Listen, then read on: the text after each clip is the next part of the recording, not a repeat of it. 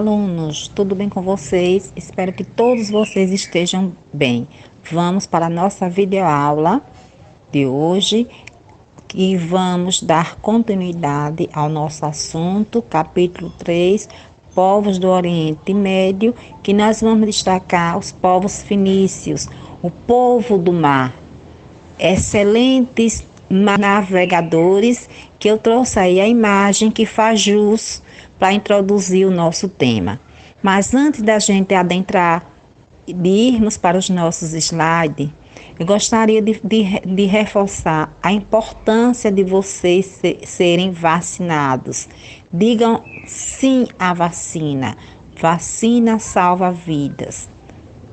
Para que a gente possa cada vez mais retomar as nossas atividades, retomar o nosso novo normal nas nossas salas de aula, dentro das nossas escolas, cada vez mais com mais segurança, sem com ninguém.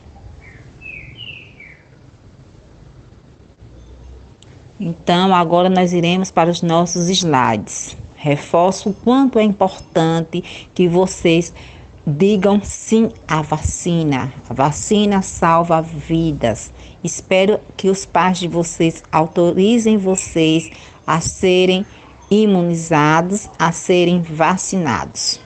Fiquem todos bem. Agora iremos para os nossos slides. Nós temos aí a Fenícia, que vocês podem estar também aumentando o conhecimento de vocês lendo nosso livro didático da página 72, a estreita faixa de terra entre o mar Mediterrâneo e as montanhas do Líbano. Estava localizada a Fenícia. Por volta de 3000 a.C., o povo fenício se fixou na região. A pobreza do solo, porque essa região não era fértil para atividade agrícola, e a configuração geográfica, porque estava próximo ao mar Mediterrâneo, levaram o desenvolvimento do comércio marítimo, pesca e artesanato. Organizavam-se politicamente em cidades-estados e não havia um Estado unificado. E as cidades-estados, por quê? Porque essas cidades eram independentes entre si.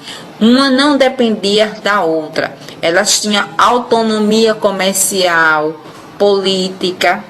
Então, por isso que as cidades eram cidades-estados, elas eram autossuficientes. E que nós vamos reforçando aí no nosso livro didático. Por volta de 3000, como já falei, antes de Cristo, povos de origem semita. Essa origem semita refere-se aos povos étnicos, ao grupo étnico e linguístico que compreende hebreus, assírios, aramaicos, judeus e árabes. Então, entre eles, os cananeus se fixaram em uma estreita faixa de terra localizada na costa oriental do mar Mediterrâneo, formando ali algumas cidades-estados, cidades independentes. Esse território, mais tarde chamado de Canaã, compreendia as atuais Síria, Palestina e também a costa do Líbano.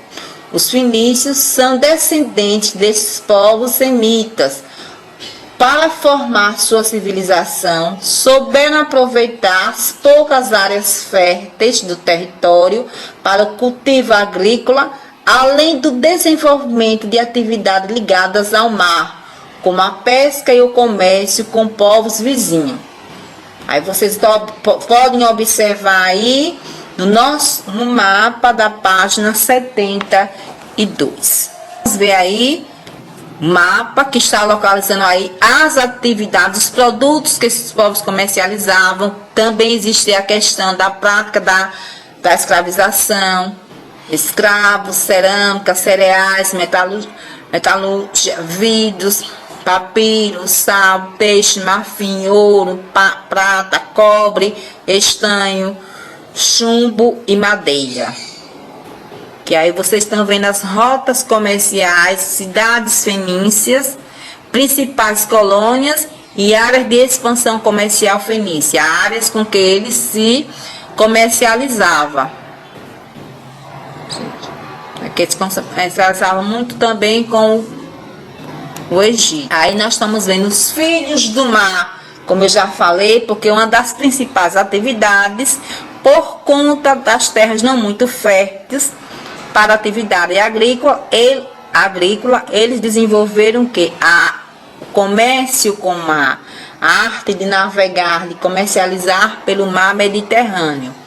Então, os fenícios eram grandes navegadores, os primeiros a navegar em grandes distâncias. Eram também grandes comerciantes. Suas cidades-estados, porque as cidades eram independentes entre si, uma não dependia da outra, eram portuárias, em porto, e os fenícios tiveram importantes colônias, terras que estavam sob o seu domínio, terras que pertenciam aos fenícios. Nós vamos ver aí, graças ao comércio, as cidades fenícias prosperaram e enriqueceram, né? E as principais cidades são Bíblos, Sidom e Tiro. Que no nosso livro didático tem assim: as principais cidades fenícias eram Bíblos, Sidom e Tiro. Havia também diversas colônias fundadas pelos fenícios, algumas das quais cresceram e se tornaram grandes cidades, como Cartago, Parlomo e Gades. Elas eram chamadas de cidades-estados, pois eram autônomas, tinham liberdade, não dependia uma da outra. Entre si, cada uma tinha o seu próprio governo. Essas cidades eram ricas e estavam localizadas em uma região estratégica para vários povos da antiguidade e por isso despertavam muita cobiça. Muitos povos queriam conquistar essas cidades. A partir de 1500 a.C., as principais cidades e colônias fenícias foram invadidas por povos estrangeiros, entre eles egípcios e filisteus. Em 146 a.C., após a dominação dos romanos sobre Cartago, a sociedade fenícia entrou em declínio, entrou ao enfraquecimento, né?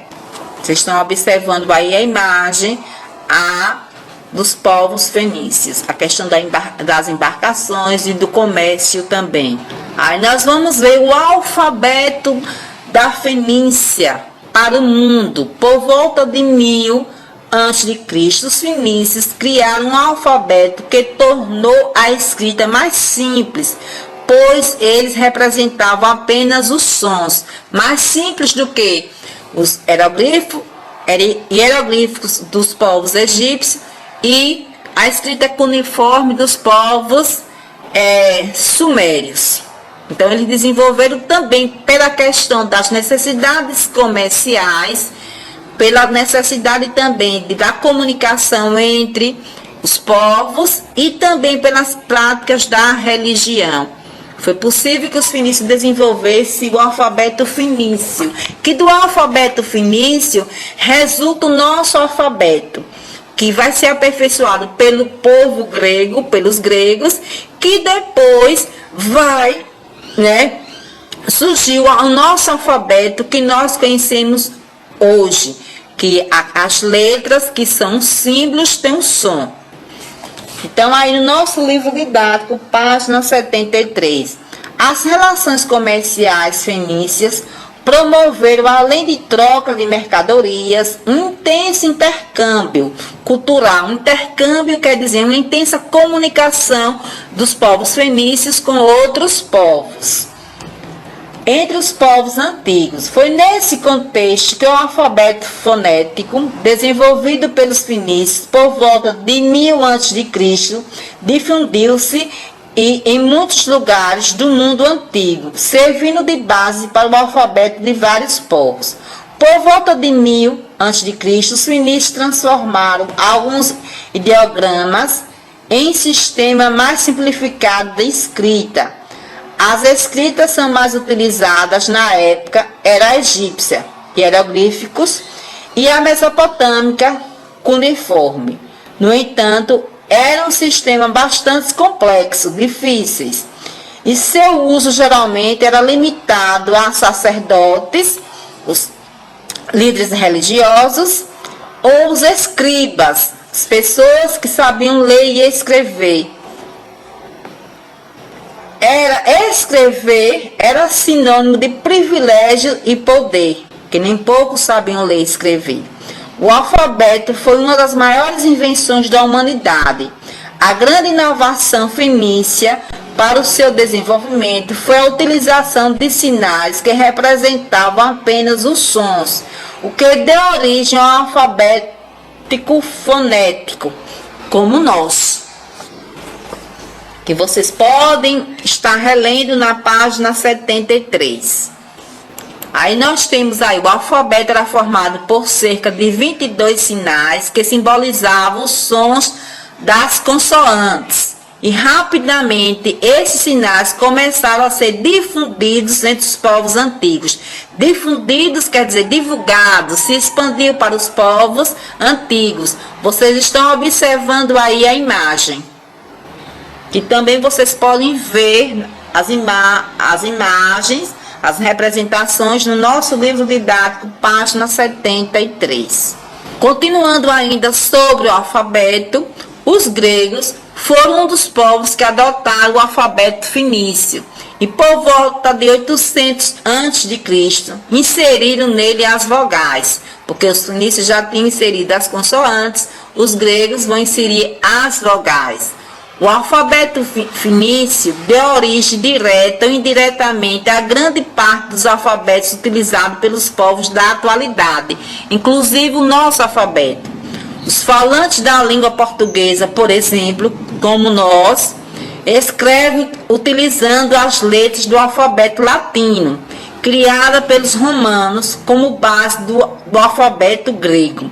O alfabeto grego, por sua vez, foi desenvolvido a partir do fenício. Então, o alfabeto que nós usamos hoje é herdeiro do alfabeto criado pelos povos fenícios, que foram aperfeiçoados pelos gregos, aperfeiçoados pelos romanos, até chegar ao nosso alfabeto, que foram os gregos que introduziram as vogais.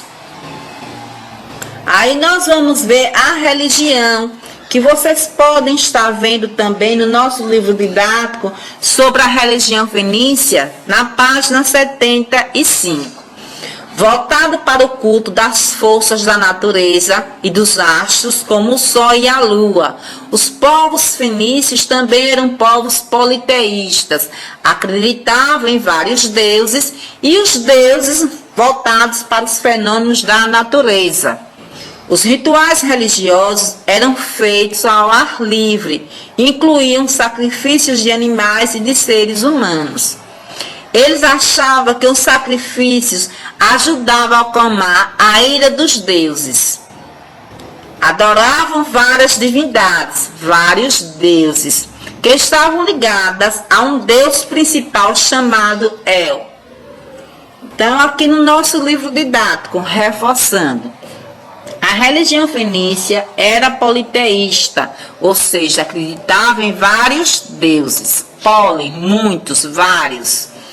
E antropomórfica porque os deuses tinham aparência humana, aparência dos seres humanos. Manteve o culto a várias divindades tradicionais dos antigos povos semitas que habitavam Canaã. Essas divindades, os deuses, estavam relacionadas a forças da natureza e dos astros, como o sol e a lua, e um deus principal chamado El. Só reforçando que vocês podem retomar a leitura no livro didático, página 75. Aí nós estamos vendo aí as embarcações, que no nosso livro didático também, da página 74 e 75, faz várias curiosidades sobre as embarcações fenícias. Então, as embarcações de guerra eram menores e mais velozes que as embarcações comerciais. Vocês estão vendo aí em cima a embarcação de guerra e abaixo a embarcação comercial. Eram responsáveis, essas embarcações, pela patrulha da rota comercial e defesa da costa. Patrulha justamente para proteger a costa, já que a principal rota desses povos era pelo mar Mediterrâneo. Possuía um esporão agudo na proa, que vocês estão vendo, observem aí, para perfurar casco das embarcações inimigas. Dê uma observada, que vocês podem também observar no nosso livro didático. Tem várias curiosidades sobre as embarcações fenícias. Tem assim, um porto comercial no mar Mediterrâneo. Observa a ilustração a seguir, que representa um porto comercial fenício instalado na costa do mar Mediterrâneo. Aí tem assim, na sociedade fenícia havia uma camada dominante, composto por grandes comerciantes, donos de estaleiros. Estaleiros, o que é estaleiro, professora? É o local onde os navios são construídos ou consertados. E negociante de escravos, porque havia também a prática da escravidão. Os pequenos comerciantes compunham a camada intermediária, nem era rica, nem era pobre, o que a gente pode chamar hoje em dia de classe média. Havia também a camada mais baixa, formada por muitos marinheiros e demais trabalhadores. Os fenícios tiveram um papel fundamental no intercâmbio cultural entre vários povos antigos. Isso porque nas relações comerciais, além da troca de mercadorias, ocorreu também troca do conhecimento. Os costumes de outros povos foram absorvidos pelos povos fenícios também nas atividades comerciais, que não iam só trocar produtos, vender e comprar produtos. Eles também adquiriram costumes. Aí o intercâmbio cultural, tanto adquiriram costumes de outros povos, como levaram também seus costumes para outros povos, os povos que eles se relacionavam comercialmente. Os fenícios comercializavam mercadorias muito valorizadas pelos povos antigos, como azeite de oliva, papiro, joia, tecido e cedro do Líbano.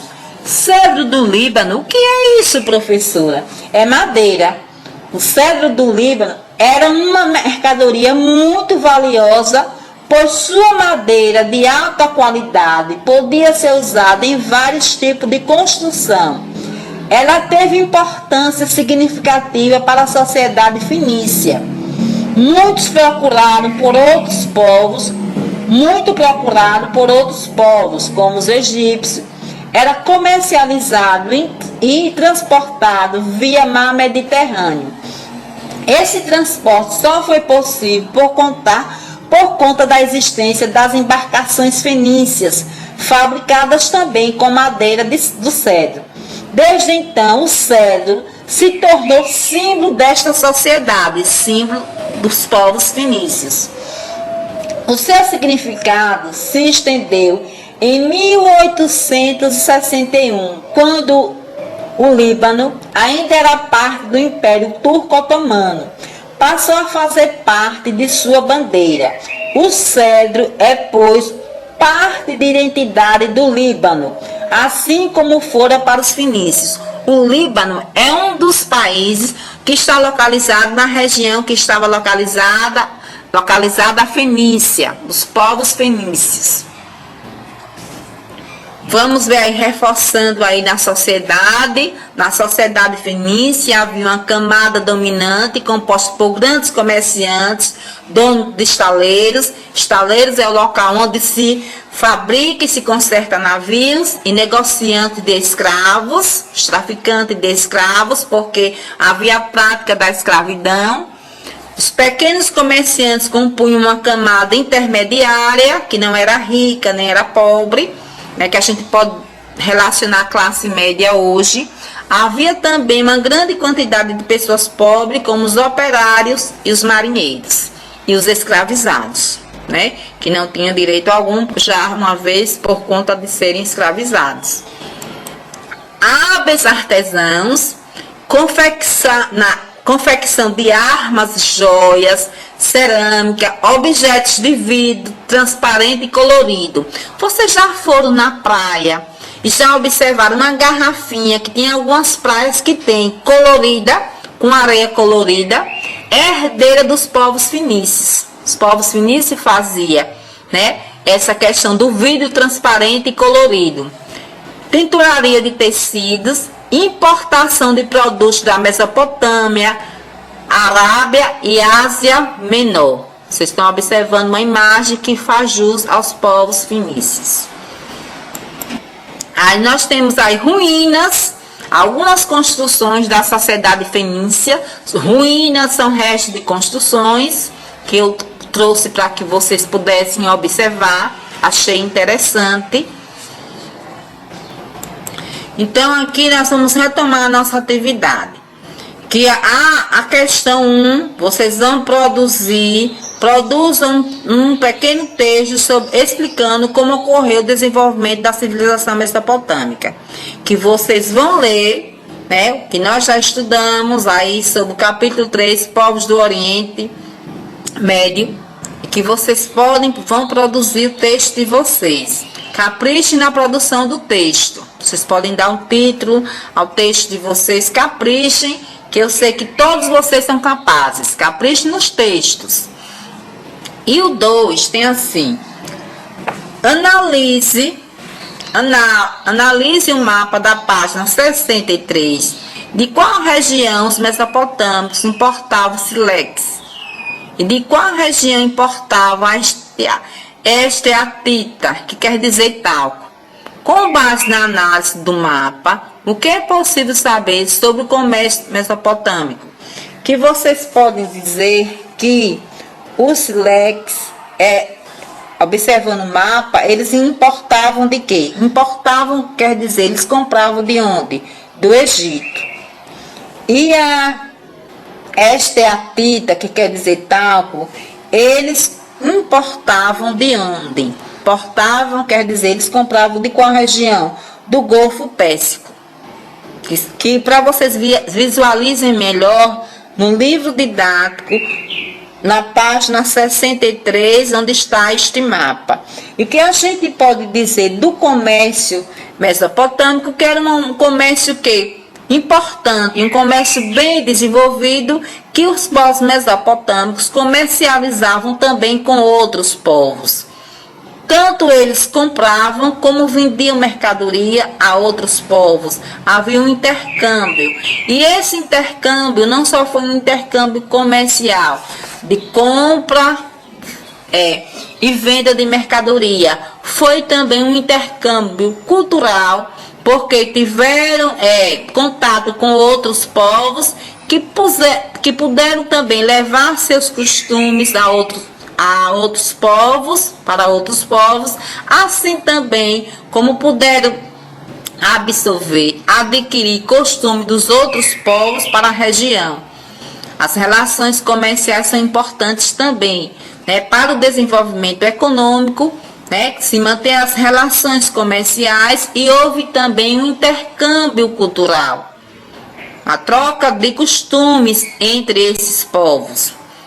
Né? Aí nós vamos ver aí por quê. Aí nós temos aí a pergunta aí, que a letra, o 3 é assim: por que os zigurates eram importantes para os mesopotâmicos? Lembra que a gente viu em aulas passadas os zigurates, que eram construções tanto de servia de templos, serviu para as práticas religiosas, como também servia de observatório dos astros, serviu também como celeiro para armazenar os alimentos, né? E que a gente pode colocar aí, era importante porque eram locais onde se realizavam práticas religiosas. Mas que podem também botar que eram importantes porque, além de realizarem as práticas religiosas, os zigurates serviam também como observatório de astros, como celeiro, para armazenar os alimentos. Então, turma, a nossa videoaula chega ao fim. Espero que vocês façam a atividade, peguem o livro, caderno, copiem as questões no caderno, vão, releiam, assistam a videoaula. Se tiver dúvida, revejam novamente a videoaula, vão ao livro, releiam, para que possa cada vez mais ajudar vocês a terem conhecimento, a produzir o conhecimento. Então, a nossa videoaula fica por aqui. Até o nosso próximo encontro, até a nossa próxima videoaula. E lembre, digam sim à vacina. Vacina salva a vida. Tchau, turma.